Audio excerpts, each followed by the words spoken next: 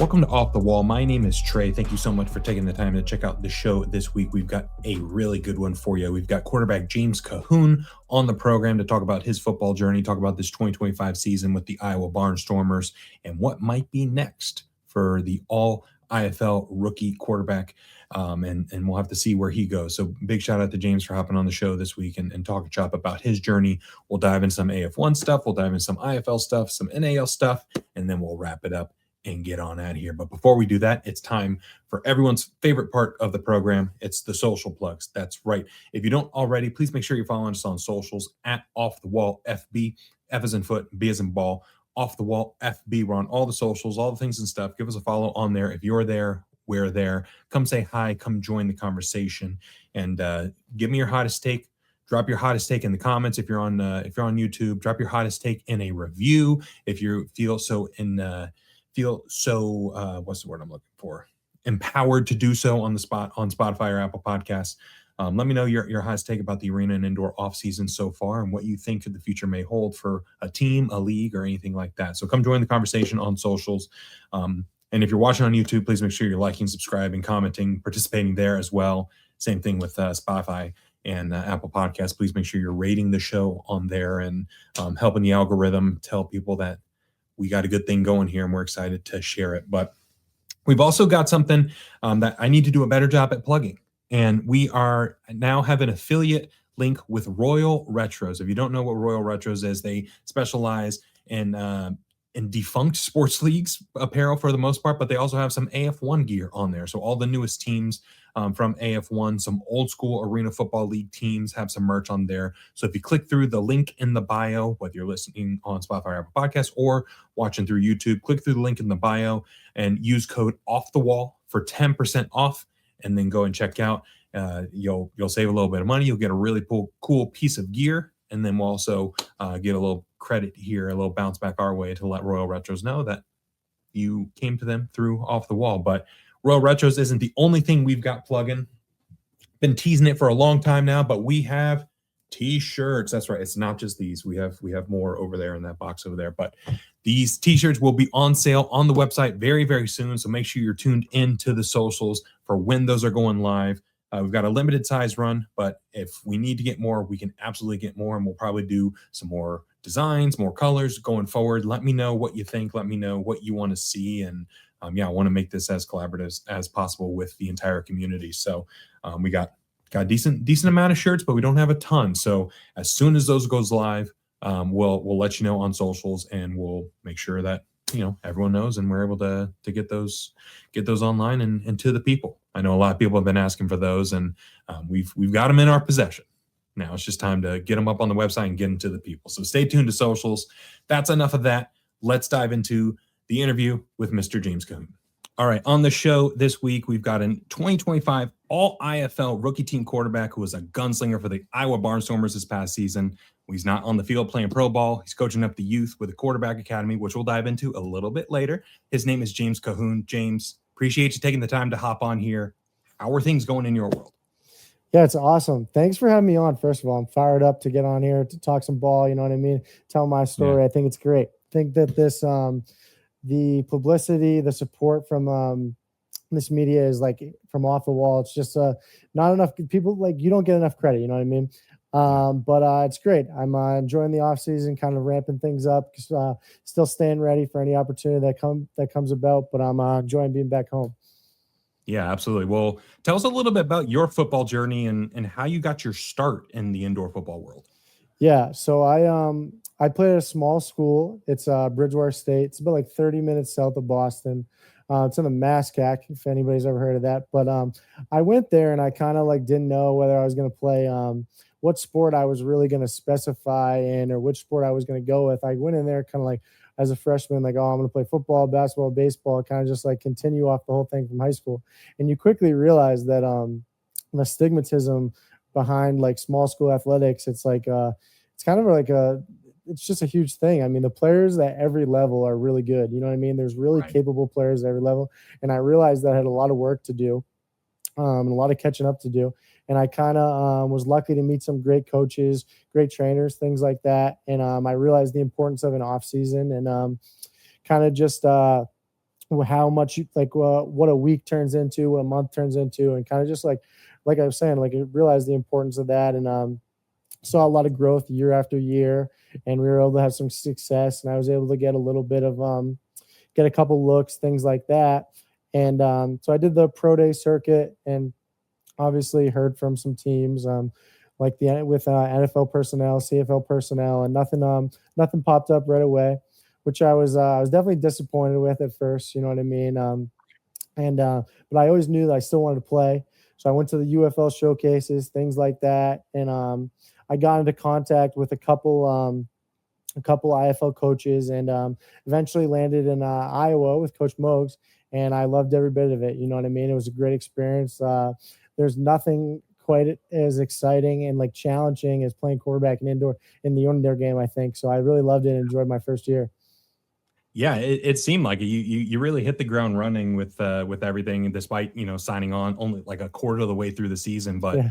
I usually start with some indoor football questions. But I was doing some research, and your hometown, it's called Buzzards Bay. Is that correct? Yeah. So it's that's like the city or like village inside of Bourne. So Okay. there's a bunch of like little provinces. But yeah, I live in Buzzards Bay.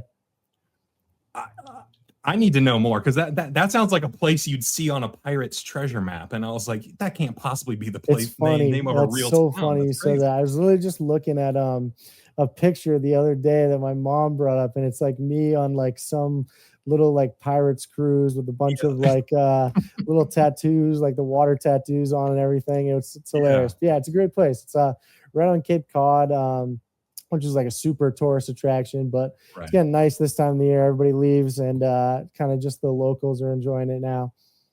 Beautiful Yeah. weather though. It's an awesome place.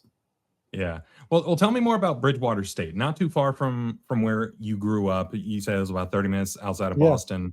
Tell me about the time there and how you were able to really hone your craft. And like you said, you didn't really know what sport was going to be your specialty, Yeah. and like how'd you hone in on football? Yeah.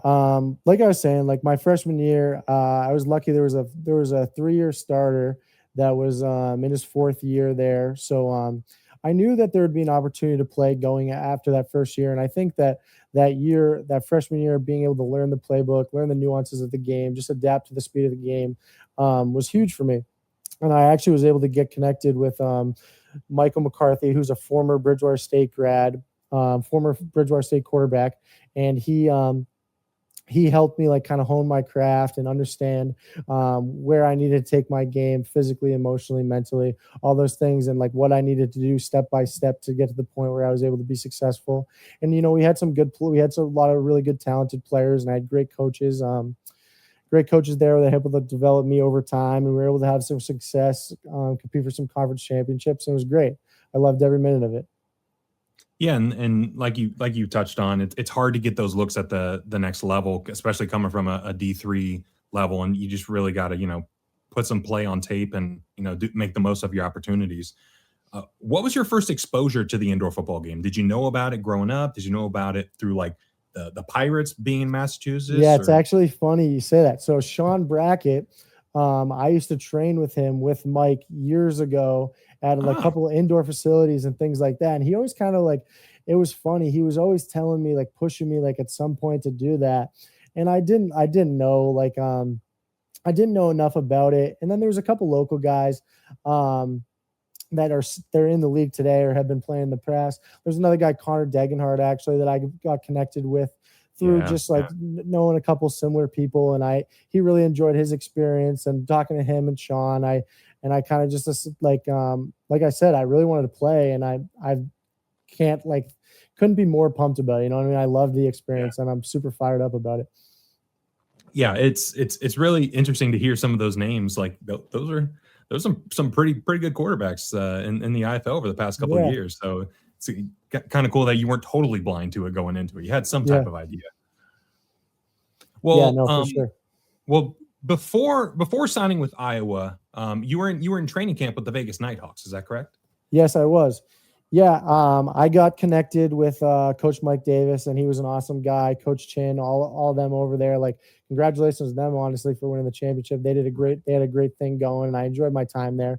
A couple days in, I ended up going to to the Old Dominion Pro Day down in Virginia, just as another opportunity to try and get in front of NFL scouts. You know what I mean? I didn't know, you don't know how many chances you get at that. You know what I mean? So I felt like it was a no brainer, just a shot to throw live in front of some personnel. And I was really happy to get that. And Mike obviously let me pursue that opportunity, which was huge. And then I kind of, after that, I was on the outside looking in, you know what I mean? I was back on the couch, needed an opportunity. And Coach Mogs and I had been connected in the past, and we had some great conversations. And I think that his open style of offense, like where the quarterback's going to win from the pocket, and his job is to get the football to the playmakers. And like, we had some great playmakers, and I think it was the best case scenario for me. You know what I mean? Right. Yeah. Coach Davis, he's one of the absolute best at finding talent. So the fact that you were on his short list, it's like, all right, that's that pat yourself on the back. That's pretty good. But you did end up in Iowa, like you mentioned, with Coach Mogs, and you really hit the ground running. Like, what was it about the game of indoor football or the situation in Iowa that, like, you were able to, come in and not dominate from early on, but you were able to really hit the ground running and get some momentum? Yeah, I think that like anybody there, like any quarterback, like any position, there's obviously these huge nuances to the indoor game with the dimensions, the angles of the routes, anticipation, things like that. I think Coach Mogs is a really brilliant offensive mind. I think I can really confidently say that. And him being there, and some of the veteran presence there, like Q Williams, obviously he's getting an opportunity to be in the UFL. You know what I mean? I couldn't have enough good things to say about him. So I think that and Keyshawn Taylor was there too early on. I think that those two really helped me get acclimated. And I think that Coach Mogs used to talk about this a lot, is with the indoor game, it's like these windows are so small, you know what I mean? It's almost like, I think that if you have a big arm and you hold on the football here, like, you're going to run yourself into trouble. So I think that a part that he harped on me and preached early on was like, you got to have like the moxie to kind of anticipate into these tight windows and be confident that you're going to throw these guys open and throw these routes like far before the break. You know what I mean? Mm-hmm. But go on. Go ahead. But yeah, I was just saying, like, I think that I definitely give a bunch of credit to Coach Mogs and the offensive guys that we had in Iowa. Yeah, you look back on the guys that were on that team, it's just a crazy assortment of talent across the board. Like you mentioned, Keon Williams, Keyshawn Taylor, Jalen Bracey, Caleb Hood, just a bunch of great guys out there catching the ball. But how was it building that chemistry with them despite not being there in training camp in that beginning portion of the season? Like, you had to come in and kind of create it on the fly, and it seemed like it worked. Yeah, I think that along with the fact that we were really running a system that in some ways was similar to systems I'd run outside and things like that, similar route concepts, obviously tweaked a little bit with the indoor game, but just repetitions, you know what I mean? You get more comfortable with reps. Like, that's the biggest thing I think in any form of football. Being confident in my own ability going in, that like this was something that I was going to be able to be successful as long right from the start, as long as I just trusted my ability and did my job to get the football to our talented guys. Because my job's really simple, you know what I mean? It's all my job is just get the ball on time and give these guys a chance to make plays. You know what I mean? Because they're such great athletes. Like, I'm not out there running a 4.4, you know what I mean, and making guys miss. That's their job, you know what I mean? Yeah. So coming from the outdoor game to the indoor game, the high man motion, the waggle, whatever you want to call it, that's got to be the biggest adjustment. What was that like from the quarterback's perspective? Timing that up and making sure that you, the center, and the wide receivers are all on the same page. Yeah, it's definitely it's got its own little bit of a challenge and a little bit of difficulty. Luckily enough, like, I was in Vegas for those few days, but there were still things I was learning on the fly, honestly, the first or second game into it. But I think just as we did it more, I got more comfortable. Right. And so, building on what you talked about with Iowa and being in Des Moines, it had to be pretty cool to be on the short list of folks who've played quarterback for the Barnstormers in the past, and including, everyone knows the Kurt Warner story, playing quarterback and doing that. So your name is etched along the history books with him. So that's pretty sweet. But how was the city of Des Moines? I've never been, but it seems like a really classic Midwest town. Yeah, no, it's a great place. It's definitely a total change of pace to where I'm from. It's a lot slower, like from the East Coast, Right. but it was great. Like I will say, like it was like a second home to me. You know what I mean?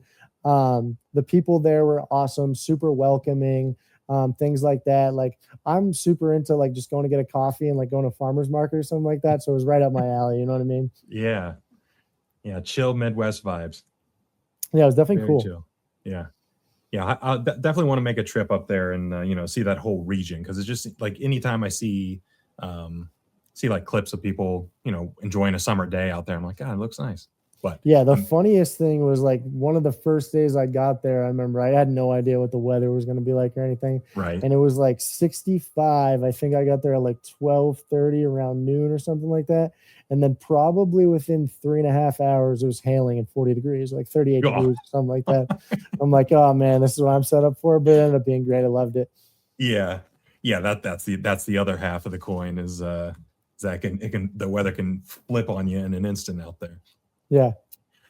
So what are some of the specifics of the indoor game from that QB perspective that you learned that you wish you knew when you started that would have made that transition a little bit more? I know you touched on like the nuances of the angles of the routes and timing, but is like what sticks out to you the most when looking back? Yeah, I think that when you're talking about like the funniest thing is like Kurt Warner talks about it, right? Like we're going back to the Barnstormers and Yeah. Kurt Warner, the underdog story that everyone knows, but he talks about so much about like spatial awareness, quick decision making, things like that, because it's a seriously confined space. So if you try and throw these routes at the top of guys' breaks or after they break it or broken, right? Like you have to be able to see these windows before they open. I think that's a huge piece of it. Having your eyes move fast, and then just kind of getting a better understanding of the subtle nuances and different coverages in indoor and outdoor football and what the defense is trying to do because of the route stems and because of the location of the boards and things like that. I definitely had my fair share in the first couple weeks there of like waiting in practice and like, oh, he's at the board. Let me just chuck this thing in the 19th row. You know what I mean? Yeah. But you just again, just reps and things like that. You start to learn and get accustomed to it. Did you have any bad run-ins with the wall throughout the season? Anything that sticks out with like, oh, that wasn't fun? Yeah. Honestly, yeah. I think the first game I was it was a little bit of a broken play and I broke contain, I'm rolling to my right and nobody's open. I'm like, I chuck it in the back of the end zone. I take a nice one right under the chin and fall into the boards. And I was like, it was almost like the welcome to the IFL moment. You know what I mean? It was Yeah. good. Yeah. It was good. Yeah. The walls are undefeated. That's the old saying, but it rings true every time. Yeah. Every single time. But looking at this past season in Iowa, wins and losses wise, wasn't ideal. The offense played really, really well, but I'll say it for you. You don't have to. The defense wasn't ideal. It was what it was, all things considered. But from an offensive standpoint, how do you navigate that and try to put that best foot forward, even when things are happening out of your control? Because you guys are averaging like 44, 45 points a game on offense. And usually that's enough to get a couple wins. Like, how do you navigate that mentally as a leader on the team? Like, how do you go about that? Yeah, I think that with anything, like losing is really difficult in like any situation where you're not doing a lot of winning. Everything it's harder to be happy, but I think that we did a really good job of understanding that we had a talented group on offense, talented group on defense, and it was just like week to week things would happen differently, and we just needed a handful of plays. You know what I mean? We used to talk about a lot on both sides of the ball. We just need a couple guys to make plays, and Right. you know, and we'll be in any game right there. And we really felt confidently, I think, week to week, top of the roster down, like we really felt everyone in the organization that we could beat anybody, you know what I mean? And it was unfortunate. I think that if you know, and you chalk up 10, 15, maybe 20 plays, like the record's a lot different, you know what I mean? Yeah. And I think it's really easy to say that, and you always can, but I do really think that held true a lot for this football team. Yeah, and it's definitely true, especially like you guys were able to jump out to some quick leads, and then it just became nail biters towards the end, and it was like, man, one thing goes the opposite direction. Like you said, you're looking at a handful of wins there. But like all rookie season last year on the all rookie team, and putting up some big numbers. What was it? think it was what, 50, was it 56 touchdowns? Yeah, 56 touchdowns, over 200 yards a game, which is insane on a 50-yard field. When you look back on the 2025 season, what do you remember most about your time in Des Moines? Yeah, I would say like just like I still enjoyed the experience so much. I get to meet such great people, whether it be like teammates or the fans. Like I really was welcomed in a ton by the fan base. Like super awesome environment there, playing in Des Moines, playing at Wells Fargo, which is now the Casey Center, and Yeah, just great guys. You know what I mean? We talked earlier um, about about Keyshawn, about Jalen Bracey, about Caleb Hood, like outstanding football players. You know what I mean? Like top of the yeah, line guys. I take them over them, but like great people off the field too. You know what I mean?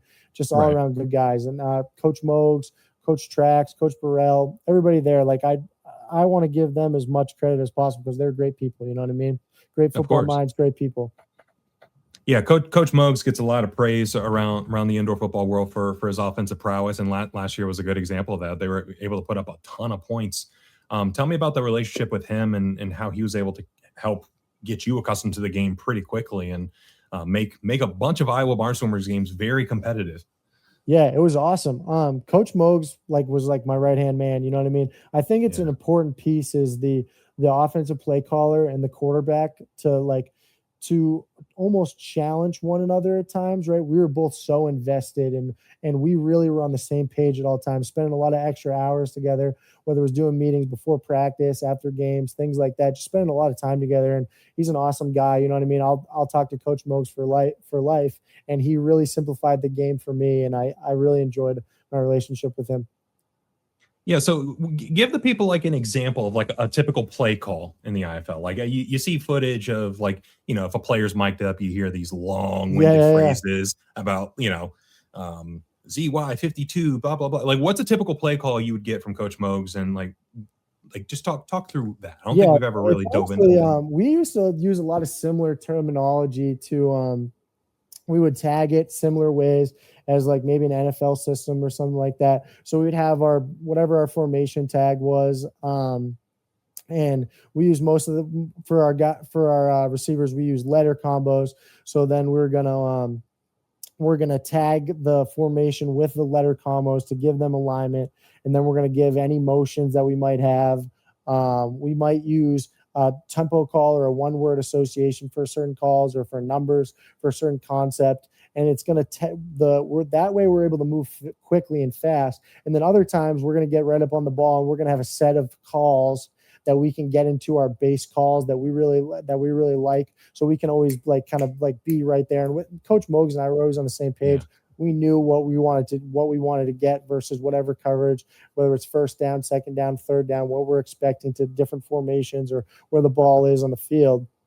And I think we did a great job offensively, able to communicate that, whether it was in the huddle or at the line of scrimmage. Gotcha. So can you spit it like an example of one like say like standard like a standard play? What would that sound like Yeah, it going into might the be huddle? like Coney right K&N loop to 44, or Coney right razor tight, and then we'll give like 44 or something like that. You know what I mean? So Right. it's not as elongated as you see like the old John Yeah. Gruden things talking about on Hard Knocks with Sims or anything like that. Me and Coach Yeah. Mogs actually would chat joke a lot of time, and some of it can get long winded, obviously, but it's a little bit different. It's funny. You knew exactly what clip I was referencing earlier. The Gruden and Sims clip that lives in infamy. Yeah, I mean, I love it, Yeah. honestly. We did some stuff on the wristband, which was great. You know what I mean? We're getting like Right. a color or something, and I can just look at the wristband. Other stuff, I'm trying to rattle this stuff off and Right. you know how it is. I mean, some of these places are loud. You know what I mean? Going down to Jacksonville to play, or I remember Yeah. playing at Tulsa, like it's loud in there. You know what I mean? So like Yeah. you're plugging your ears and trying to relay information to everybody. So it's good. Yeah. So we mentioned at the top, you do some work coaching quarterbacks with the quarterback academy. It's the M2 QB Yeah, Academy. Is that right? M2 QB Academy. Yep. So it's Mike McCarthy. He's the owner, and he started it a while back. I was able to get connected with him right before my first fall at Bridgewater, and kind of after a couple of years, I moved into a coaching role and a training role there. So it's Coach Mike, Alex McLaughlin, who actually he coached me my sophomore year at Bridgewater. He was the quarterback's coach, and then he went on to do M2 full time. And a couple other guys there. Steve D'Amelia, who was actually the quarterback before me at Bridgewater, and Cam Matoza, who was a Bridgewater guy also, and a couple other guys. There's a bunch of people. They're all great. But yeah, it's awesome. It's we're shaping the New England landscape totally differently. You know what I mean? It's a credit to all the young guys out there working, but you know what I mean? Like New England obviously has never been a hot spot for quarterback play, but we're seeing a lot of guys end up playing high level college football, which is awesome. You know what I mean? Just getting New England on the map, and what they're doing and what we're doing is great.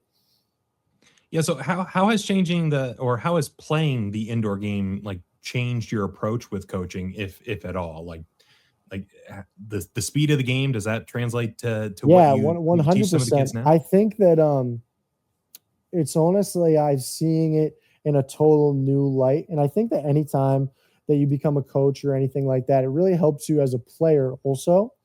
You know what I mean? Just like seeing it in a new light, because a lot of times like there's just a disconnect there can be as younger players and the coaches. So I think that that's really helped me not only in my own game, but coaching other players. And I think that, like you're saying, just the speed of the game, anticipating, throwing guys open rather than like waiting. Like we've got to see this guy be wide open instead of just trusting your eyes and being on time. I think that can really, really, a lot of young guys can take that, and guys like myself. You know what I mean? Right. You ever put on the film and show the youth how to sling it, how to do something? The Mike does a good job of posting on the social media. The young guys can stay up to date with how I was doing in Iowa, so it's good. Yeah. All right, good. You didn't have to flex on them. You had other people flexing for you. Yeah. That's family right there. Yeah. Well, what's next for you? Are we going to see you back in the indoor football world next season? Yeah, absolutely. I'm obviously like my goal is to play at the highest level, right? Get back outdoor, whether it be UFL, CFL, or NFL or anything like that, right? That's what I want. And that's what I started this for. And I believe that I totally have the ability to do that. But I definitely am going to be in the IFL next season, and I'm looking forward to it. All right, very cool. We'll have to see where you end up, and I'm sure we'll hear something sooner than later. But we'll keep our eyes peeled on socials. We'll see how all that goes. But this has been awesome. I really appreciate you hopping on here and chopping it up. Where can people follow you in the Quarterback Academy on socials? Yeah, I would check out the M2 page. Obviously, it's M2 QB Academy, and you'll be able to find my page on there. I mean, I'd make it pretty easy. I just like it's my first and last name for everything. I'm not too into it otherwise. I got you. Well, we'll link it below to make it even easier for people to find. So if you're watching on YouTube, scroll down just a hair. It's right there.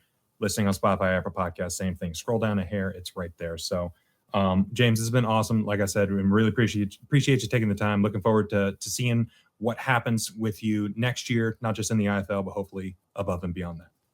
Thank you. I really appreciate having me on. It's been awesome.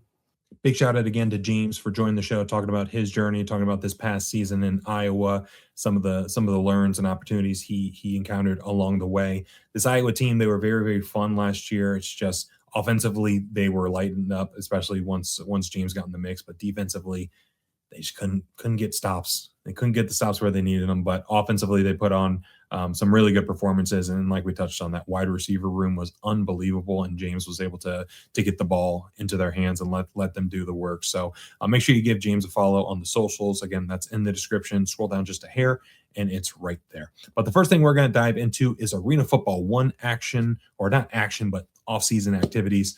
They're in Arena Football University. Their weekly or annual week-long gathering of the Arena Football 1 teams, so to speak. They posted a picture of everyone all together.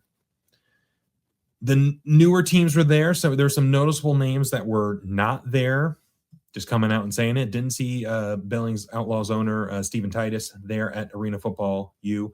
We'll have to see what that means, what that entails for Billings for this upcoming season.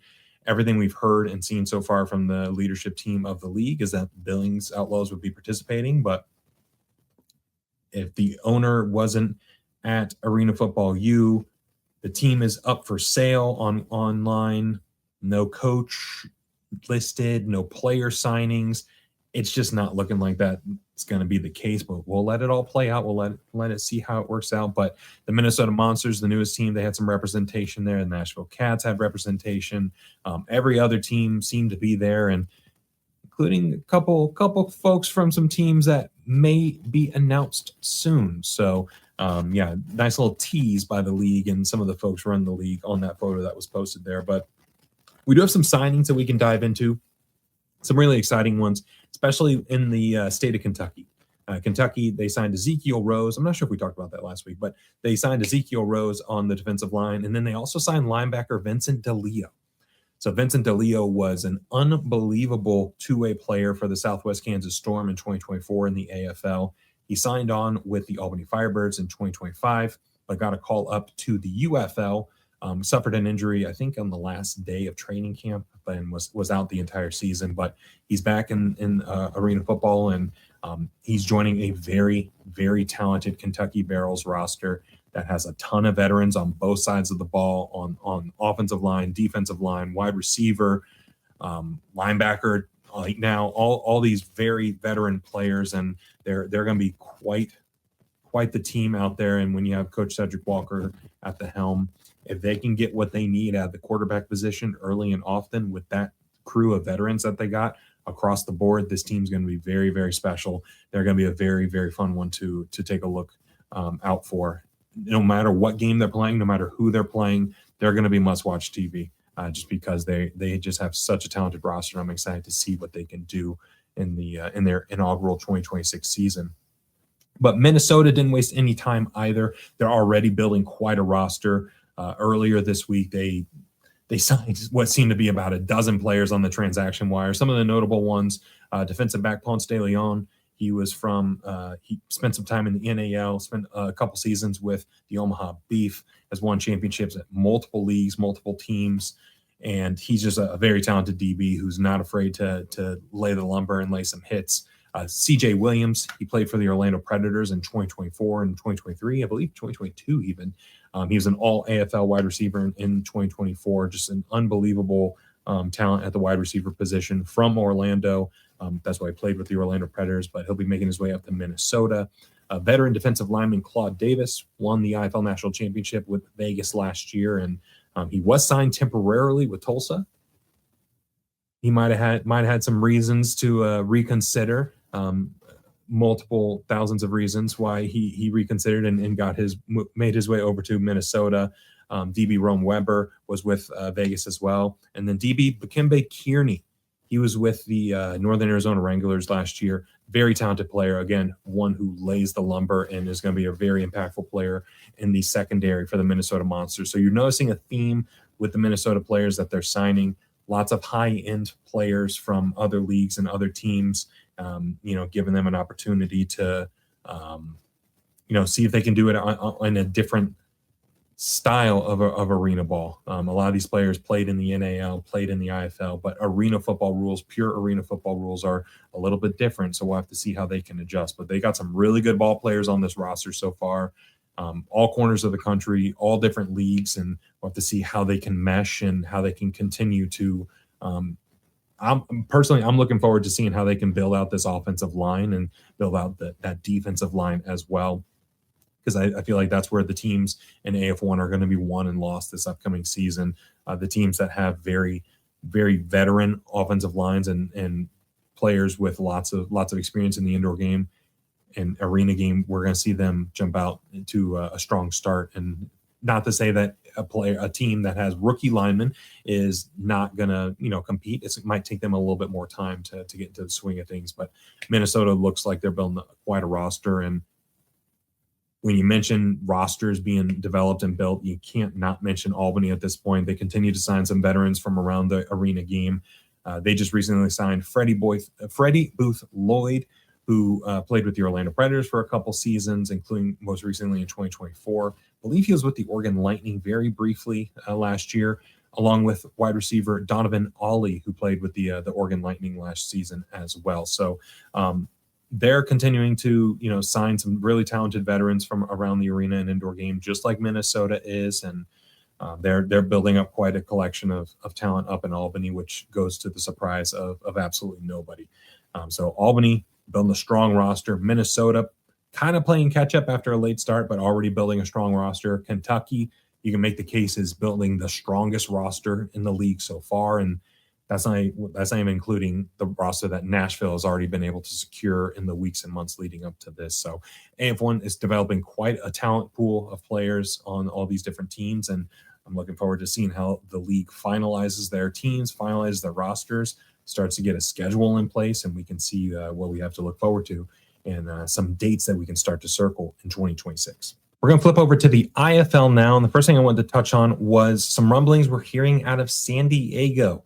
So nothing is confirmed. This is all hearsay, all rumors, all scuttlebutt, if you will, at this point. But the rumblings that we're hearing on the old interwebs is that San Diego may have some new ownership in the mix. And what comes with new ownership is, they're wanting to see some change. They want to see some things modified to their liking. And with that may come a league jump.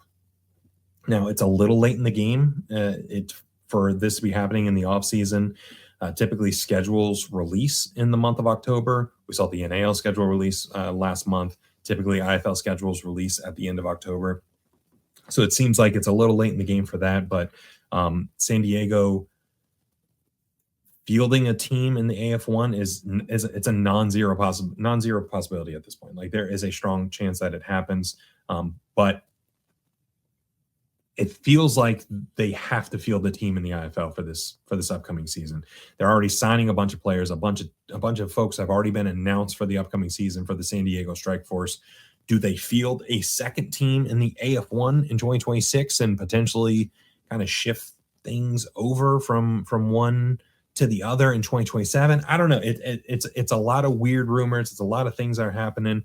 Typically, don't try to put too much stock into them, but some of the smoke that I'm seeing about it makes it feel like there might be something to it. So that's just something to keep an eye out on over the coming weeks and see how that develops. But a unique and interesting situation developing in San Diego, and we'll have to see how that continues to grow from here. But in some player signing news, got some really exciting signings, including friend of the program and the Arena League offensive MVP, Brandon Mackey, signing with the Tucson Sugar Skulls of the IFL. Very fun roster coming together in Tucson with the new regime in place, with head coach Kaiser and the OC James Fuller announced recently as well.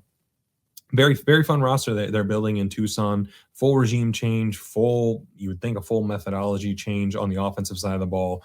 And we'll have to see if some of the new blood that they get in the mix can really bring some life to the offense that was hot and cold at times in 2025 and cold most of the time in 2024. But Tucson, they have one of the better brands, a very fun brand with the Sugar Skulls and all that. So I feel like the IFL is better when the Tucson Sugar Skulls are a good team, and we'll have to see if they can be competitive in year one of Coach Kaiser taking the reins. But in other news, we got Green Bay Blizzard wide receiver TJ Davis getting the call up to the CFL. So big shout out to TJ for getting a shot at the next level with the Winnipeg Blue Bombers. He absolutely balled out in 2025 and was a major reason why the Blizzard were able to make a run to the IFL National Championship. He really took the next step in 2025 from 2024. He was a quarterback that kind of learned the wide receiver position on the fly and really honed his craft and just exploded onto the scene in 2025. And it was just an unbelievable, Coach Max Myler was throwing the ball up in the air and TJ was going and getting it, diving over the walls on multiple occasions. I think he ended up with 25 receiving touchdowns on the year. Just an absolute monster for Green Bay, and very well deserved for him to get that opportunity at the next level. So I'm looking forward to seeing what he can do with that. And the pipeline to the next level is strong with the indoor war, specifically to the CFL. You're seeing a ton of players get some opportunities, and then in the UFL as well. So love to see it, and love to see that the League of Development is developing players and giving them the shot to put some stuff on film and show what they can do and take that leap to the next level. We're going to flip over to the NAL, the National Arena League, here for some player signings. We're going to start in Pueblo, Colorado. Pueblo Punishers signed quarterback Kaleb Lowe. He played quarterback for the Idaho Horsemen last year and then for the Northern Arizona Wranglers before getting hurt and wasn't able to really get back into the swing of things until the very end of the season. And we were wondering what direction Pueblo would take at the quarterback spot, and it feels like Kaleb Lowe is going to be a good option for them to build around. And Clinton Solomon at co-head coach and offensive coordinator, I trust what he's able to do on the offensive side of the ball. He was the OC for the Beaumont Renegades last year when they won it all, and he's a IFL Hall of Famer at the wide receiver position. So looking forward to seeing how he can utilize Kaleb Lowe and really start the inaugural season of the Pueblo Punishers off with a bang, and hopefully we see some points getting thrown onto the board in bunches in Pueblo, Colorado. But sticking in the state of Colorado, the Spartans, they're returning a bunch of pieces from 2025 and some familiar names for Spartans fans. Bizette Woodley and Stephen Newbold were a couple wide receivers for them last year who played really, really well and were able to connect with quarterback Andre Sale. We'll have to see if Andre Sale comes back at quarterback for them. He was a good fit for them and what they were doing, but we'll have to wait and see at this point. But I think the biggest signing for Colorado so far is reigning NAL Defensive Player of the Year, Sam Hammond, is coming back for them. 12.5 sacks, 3 forced fumbles, 2 fumble recoveries, 20-plus tackles. He was just all over the place, and that's just the stuff that shows up on the stat sheet. That doesn't include all the pressures and all the stuff, all the disruption that he was able to do in the passing game and really give the Spartans a fighting chance in a lot of games last year and ultimately get them one game away from the NAL championship. So Colorado looking like they're bringing back a lot of key pieces, and we'll have to see what Coach Shaw is able to do and at some of those more key positions as the offseason continues. But lastly, we're going to dive into Salina, Kansas. The Salina Liberty re-signed friend of the program, defensive lineman Kerry Starks. He's back with Salina in a new league, and the signings are starting to flood in for the Liberty. At their press conference, when they announced they were joining the NAL, they alluded to the fact that they already had commitments and agreements for 20 to 25 people, or 20 to 25 players, I believe they said, including Kerry Starks, including Tracy Brooks at running back, including Travis Taylor on defensive line. A bunch of guys that have made Salina their home over the past few years and will continue with them on their, I guess, 4th league in 4 years at this point, if you consider CIF, AFL, AF1, and now the NAL moving forward. So it feels like the NAL is going to be the permanent home for Salina moving forward, and looking forward to seeing how they can build this out and look to see what similarities they have from the past few seasons to this upcoming season as they adjust back from arena football rules to those indoor football rules, and we'll have to see how that shakes out with them. But lots of signings, lots of things still to come for all teams in the NAL, not just Salina, Colorado, and Pueblo, but a lot of dust that needs to be settled, and we'll patiently wait and see how that comes to be. And that's the show. Thank you so much again to James Cahoon for jumping on the program, talking shop about his football journey so far. Looking forward to seeing what is next for him. Make sure you're following us on socials at Off the Wall FB, F as in foot, B as in ball, across all those. RoyalRetros.com. Use the affiliate link in the bio below. Use code Off the Wall for 10% off your purchase. We've got t-shirts that will be on the website, offthewallfb.com, very, very soon. So keep your eyes peeled on the website. Keep your eyes peeled on the socials for when those are dropped and when those are posted on there. Make sure you're commenting, liking, subscribing on YouTube if you're watching there. If you're listening on Spotify or Apple Podcasts, please make sure you're liking, rating the show 5 stars preferably, but hey, do your thing. I trust your judgment on there, and share it with a friend. Let them know what they're missing, and let's see how we can continue to grow this thing out. So really appreciate all the love and support throughout the off season so far. There's only 24 hours in a day. The fact that you choose to spend about 45, 50 minutes here watching the show, listening to this show, it means a lot. So big shout out to James, big shout out to all of you for listening, and big shout out to Cody. Cody sent me an email letting me know that he's not very active on socials, but he loves the program and loves tuning in and hearing the different stories and everything. So that meant a lot. Big shout out to Cody for reaching out and letting me know. like I said, you don't have to be on socials to interact. You can shoot me an email. It's in the description below. If you're on socials, come join the conversation. Love chopping it up with folks and seeing what hot takes, cold takes, and warm, cool, medium takes. I don't know. I love them all. I just love talking arena ball with folks. So come join the conversation. Come say hey on socials. Rate, review, subscribe, all that stuff. We'll see you next time.